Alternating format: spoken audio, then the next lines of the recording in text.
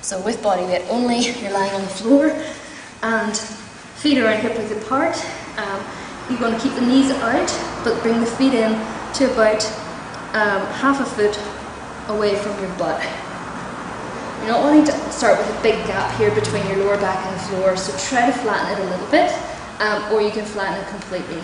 So find a nice neutral position, and all you're doing is using the glutes to raise the hips up in the air and really squeezing the butt at the top, keeping the front of your body nice and flat.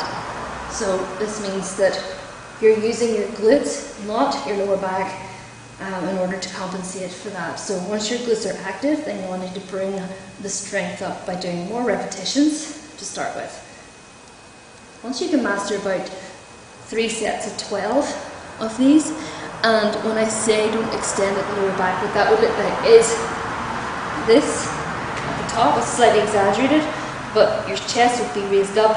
You'd see a bit of a raise here in the ribs, and you'd see a big arch here in the lower back, and you'd probably feel it here in the lower back as well, and the glutes would be fairly soft. So when you're raising up, keeping this nice and strong and flat in front, then you can feel the glutes really working. And down.